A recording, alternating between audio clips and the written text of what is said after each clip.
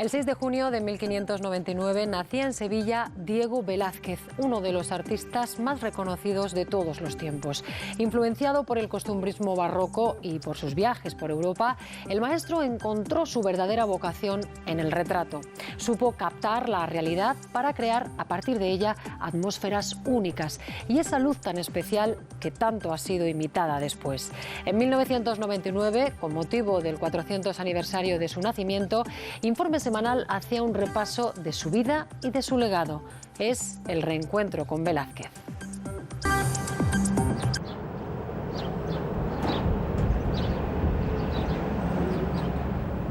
En el corazón del viejo Madrid, en la plaza de Ramales, sita a pocos metros del Palacio Real, fue enterrado en 1660 el pintor Diego de Silva y Velázquez.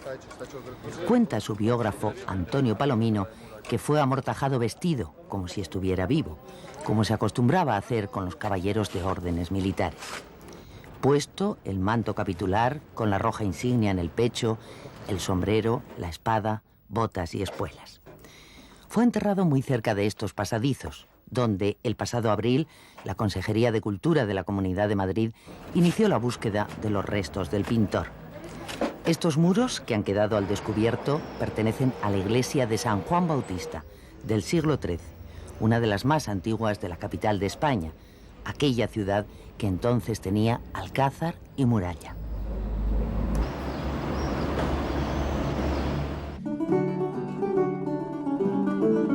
En 1599, Sevilla era la ciudad más rica y más poblada de España.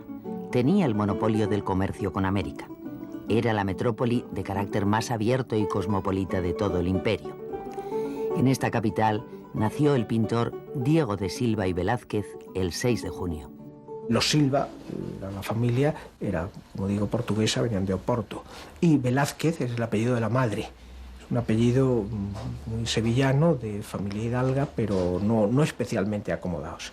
No sabemos muy bien el padre de qué vivían, pero cuando se hacen las investigaciones para concesión del hábito de Santiago, se prueba que eran hidalgos hasta cierto punto, pero lo que quedó por probar era la rama de la abuela materna, de la que no se supo nada, y eso es lo que parece que impidió que el Consejo de Órdenes diera el visto bueno para la obtención del hábito y fuese necesario pedir una dispensa al Papa, nada menos.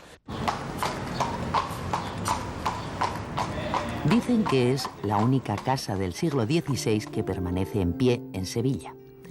La casa natal de Velázquez, así tradicionalmente considerada, se encuentra situada en la antigua calle Gorgoja, hoy calle Padre Luis María Llop. Era una humilde casa de vecinos que conserva el suelo original, de losa de Tarifa. Las vigas policromadas que adornan alguna de las paredes pertenecen a la casa que el suegro del pintor donó como dote a su hija con motivo de la boda. Muy cerca, en la iglesia de San Pedro Apóstol, cuya torre es la más alta de Sevilla después de la Giralda, fue bautizado el eminente pintor el 6 de junio de 1599, el mismo día de su nacimiento. El templo, de gran porte, goza de amplios espacios abiertos y conserva la pila bautismal donde Velázquez recibió el primer sacramento. En el archivo del despacho parroquial de San Pedro se encuentra la partida de bautismo. El mes de junio de 1599. Tras pasar por el colegio, se inicia muy temprano en la pintura, con apenas 10 años. Después de unos meses con el pintor Francisco de Herrera el Viejo, Velázquez asiste al taller del que más tarde será su suegro, Francisco Pacheco, su maestro. Con 19 años se casa con su hija Juana. El oficio de Diego de Silva por entonces ya tiene un importante alcance. Se viene diciendo que Velázquez es la pintura pura, el mejor pintor, puro pintor de todo el siglo XVII. En él culminan pues las tradiciones de la pintura italiana que él estudia en ocasión de sus viajes y que conoce bien en su vida palaciega, y culmina también la libertad de pincel de la tradición veneciana, y tiene una capacidad de introspección en las personas a las que se acerca. Es el gran retratista del alma humana y en ese sentido quizá pocos le hayan superado.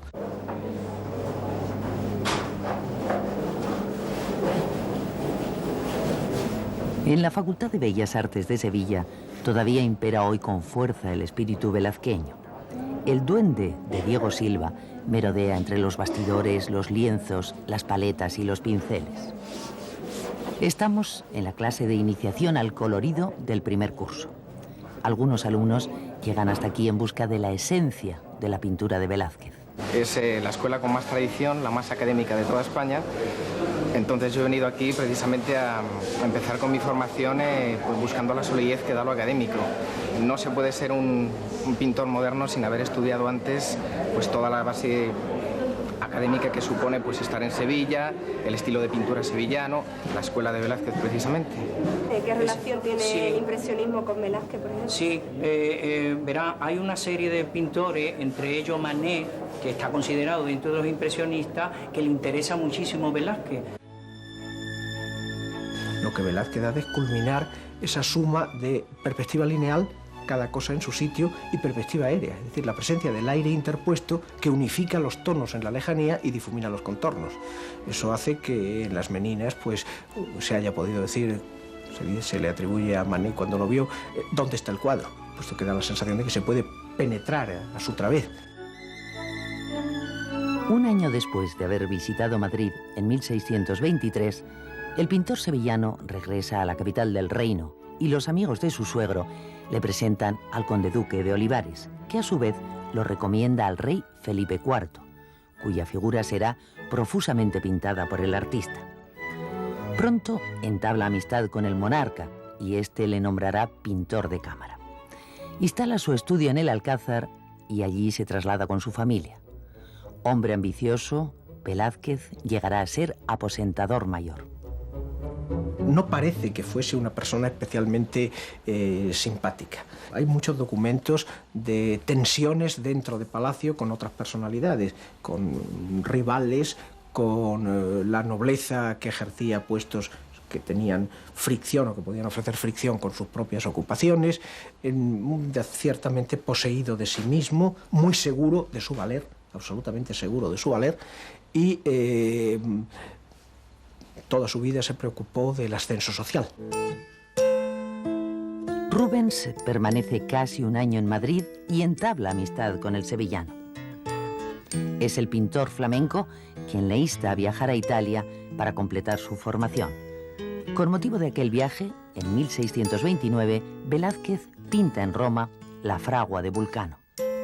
Sin embargo, 20 años después, en un segundo desplazamiento a Italia, el maestro español ya no va a aprender, sino a enseñar.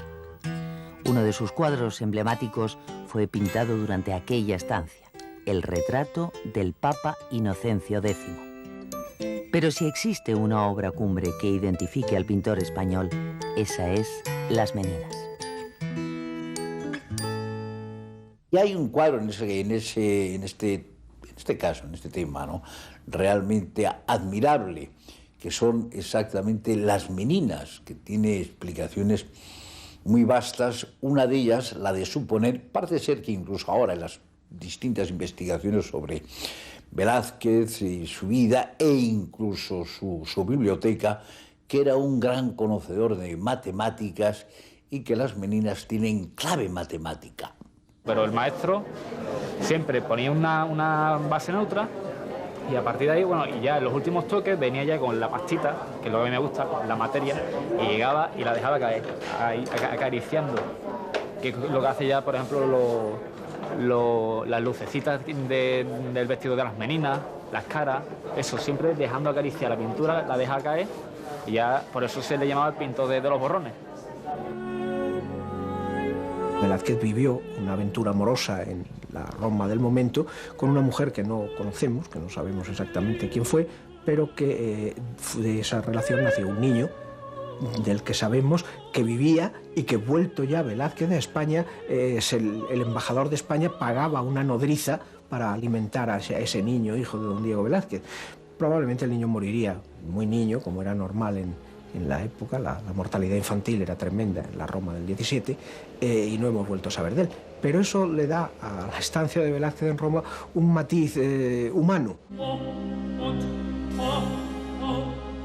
En su biblioteca hay poquísimos libros religiosos, cuando eran la mayoría absoluta en cualquier otra biblioteca de su tiempo.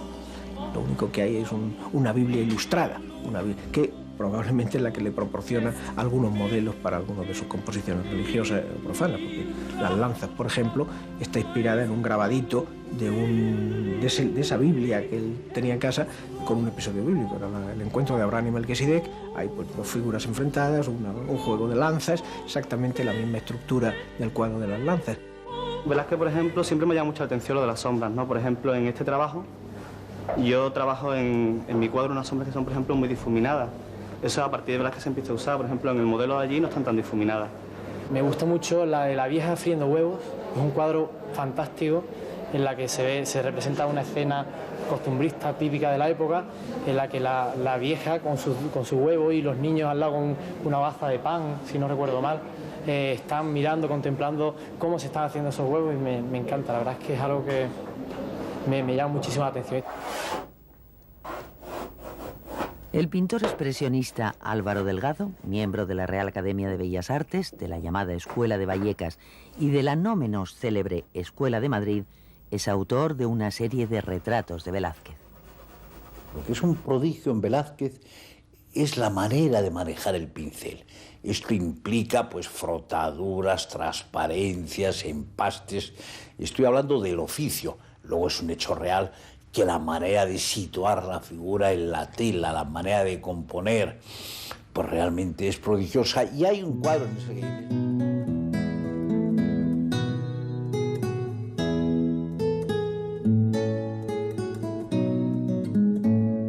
Tú ves un cuadro suyo y eres capaz de coger su atmósfera, de casi tocarla, ¿no?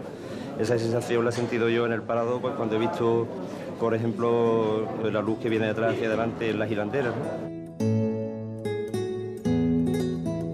Velázquez hace como los Beatles en la música, hace un antes y un después, yo creo, vamos, siempre. Con motivo del cuarto centenario del nacimiento de Diego Velázquez, sevillano cesa en la celebración del Año del Pintor.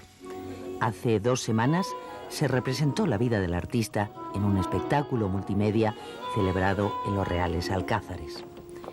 Genial, pero humano, el pintor de pintores cobró vida durante unas horas en una noche perfumada por el aroma del jazmín de la ciudad que le vio nacer.